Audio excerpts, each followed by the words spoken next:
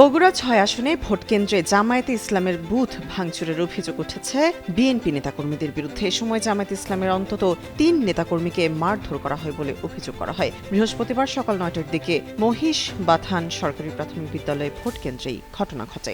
জামায়াতে ইসলামের অভিযোগ, ঘটনার পর থেকেই শেখের কলা ইউনিয়ন জামায়াতের ৭ নম্বর ওয়ার্ড সভাপতি মাহফুজুর রহমান নিখোঁজ রয়েছেন। খবর পেয়ে সেনাবাহিনী ঘটনাস্থলে গিয়ে পরিস্থিতি নিয়ন্ত্রণে আনে। পরে হোয়াইট প্লাস প্রো সেনসিটিভ স্কয়ারে মাঠের বাইরেও তো আমরা এভাবে দেশপ্রেম দেখাতে পারি। আশেপাশের এলাকায় অভিযান চালিয়ে জামায়াত ইসলামের ভোটকেন্দ্রের বুথের ভাঙা চেয়ার ও পুড়িয়ে দেওয়া ভোটার তালিকা উদ্ধার করে সেনাবাহিনী।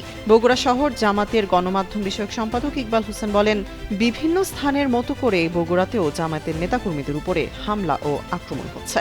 শেখের কোলায় বিএনপি জামায়াতের নির্বাচনী বুথে হামলার পর ওয়ার্ড জামায়াতের সভাপতি মাহফুজকে তুলে নিয়ে গেছে। এখনও তার সন্ধান পাওয়া যাচ্ছে না বলেও অভিযোগ করেন তিনি। বগুড়া সদর থানা পুলিশ বলে, ঘটনাস্থলে আইন শৃঙ্খলা রক্ষাকারী বাহিনীর একাধিক টিম কাজ করছে। জামায়াতের পক্ষ থেকে অভিযোগ আমলে নেওয়া হয়েছে বলেও জানান থানা পুলিশ।